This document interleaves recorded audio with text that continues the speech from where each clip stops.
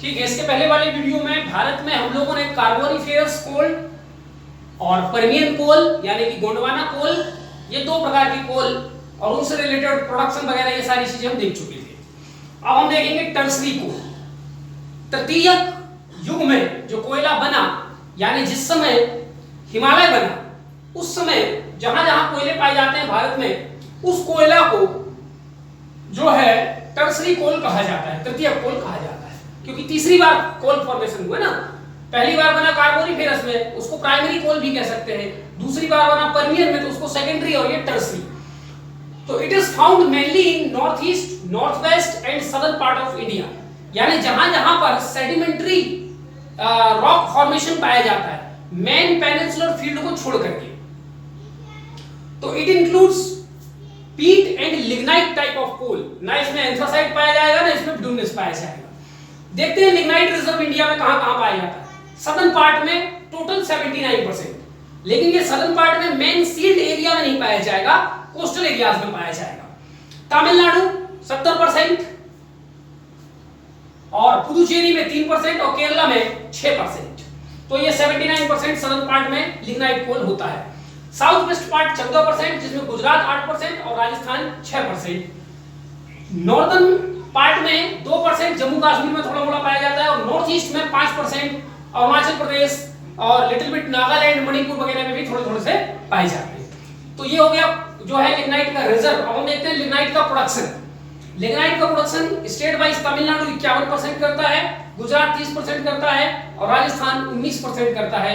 और ये जो टोटल प्रोडक्शन है इसका 70% प्रोडक्शन भारत सरकार की एक कंपनी है जिसका नाम है Neyveli lignite corporation limited, NLC कहते हैं इसको, ये इसका प्रोडक्शन करती है। जिस प्रकार गोंडवाना रॉक्स का प्रोडक्शन सीआईएल और एसएससीएल करते हैं, लिग्नाइट कोल का प्रोडक्शन एनएलसी करती है।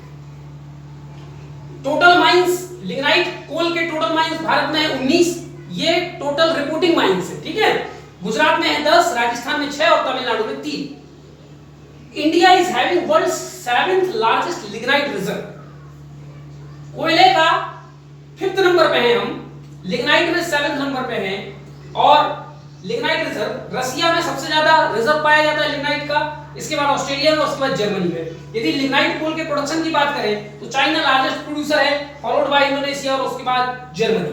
तो यहां पर लिग्नाइट के बारे में हमारी यानी टर्सरी कोल के बारे में पूरी बात कंप्लीट कर ली। पीट के बारे में पढ़ा नहीं जाता है क्योंकि पीट का कोई कोयले के रूप में उपयोग नहीं है, ठीक है, क्योंकि बहुत इंफीरियर क्वालिटी का कोल होता है।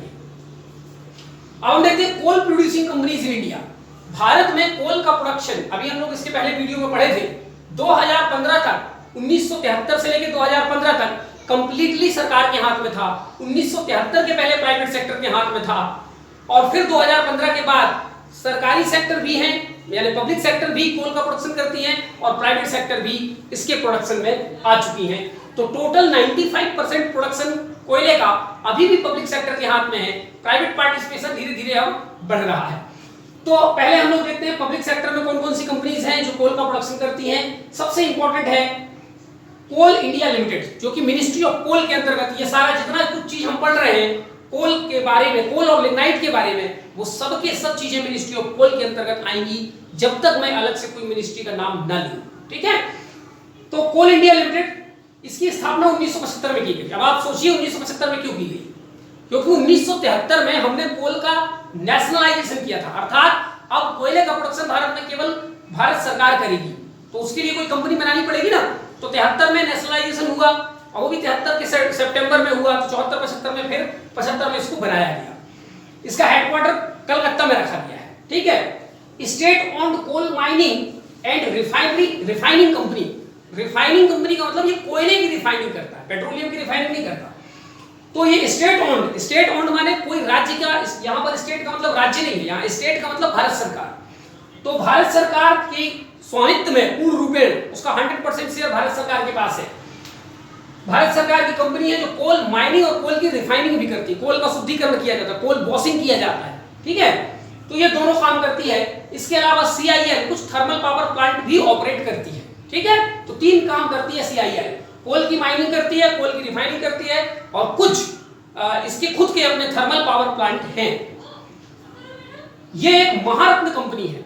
इकोनॉमिक्स में हम लोग पढ़ेंगे कि भारत सरकार ने अपनी पब्लिक सेक्टर कंपनीज को उनके परफॉर्मेंस के आधार पर महारत्ना, नवरत्ना और मिनी रत्ना, और मिनी रत्ना में भी 2 कैटेगरी है, मिनी रत्ना 1, मिनी रत्ना 2, तो 4 कैटेगरी में डिवाइड किया गया है। और इनके बाद जो बच गए वो 5वें नंबर के पब्लिक सेक्टर कंपनीज कहलाते हैं। तो ये महारत्ना यानी टॉप क्लास की कंपनी है।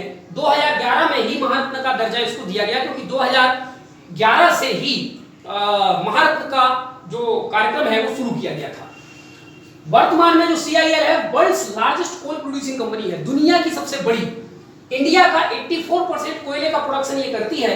और इंडिया में जितने भी थर्मल पावर प्लांट हैं, थर्मल पावर प्लांट माने ऐसे विद्युत उत्पादन केंद्र जहां कोयले से विद्युत पैदा की जाती है, उसमें 76% कोयले की डिमांड CIL द्वारा ही पूरी की जाती है। इंडिया की 8th मोस्ट वैल्यूएबल कंपनी है CIL।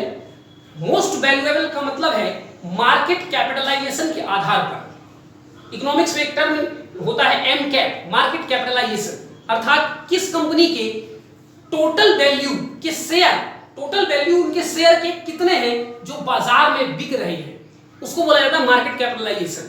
ठीक है, तो मार्केट कैपिटलाइजेशन के आधार पर या टोटल वैल्यू के आधार पर CIL भारत की 8th मोस्ट वैल्यूएबल कंपनी है। ठीक है, अब आप सर्च कर सकते हैं कि अगर 8th ये है तो फर्स्ट कौन है, सेकंड कौन है, ये कुछ काम आप भी कीजिए। CIL जो है उसकी 8 सब्सिडरी है, माने 8 सहायक कंपनियां हैं भारत के अंदर और 1 सब्सिडरी कंपनी है विदेश में। ठीक है, तो 8 subsidiaries in India and 1 wholly owned subsidiary in foreign. अब 8 इंडिया में जो इसकी सब्सिडरी है उनके हम लोग नाम पढ़ लेते हैं, बड़ा आसान है। E का मतलब है ईस्टर्न, C का मतलब सेंट्रल, W का मतलब वेस्टर्न, S का मतलब सदर्न, N का मतलब नॉर्दर्न। ठीक, तो eastern coalfield limited, central coalfield limited, western coalfield limited, southern coalfield limited, northern coalfield limited, यहां तक हो गए 5।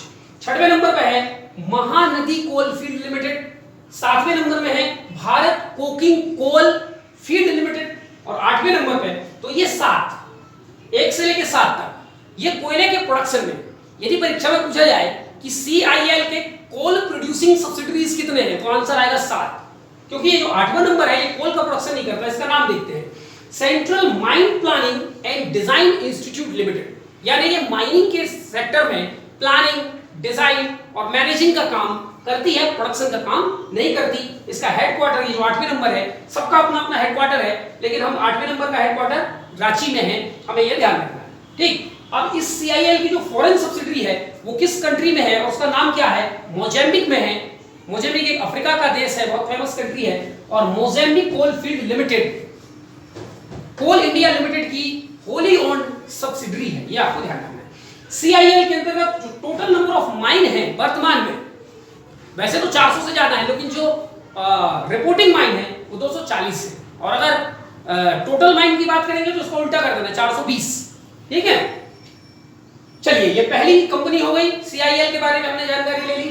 दूसरे नंबर पे सिंगरेनी कोलरीज कंपनी लिमिटेड। ये सिंगरेनी और सिंगरौली में आपको कंफ्यूज नहीं होना है। सिंगरौली मध्य प्रदेश में है, सिंगरेनी तेलंगाना में। तो Singareni collieries company limited, short में इसको SCCL कहते हैं।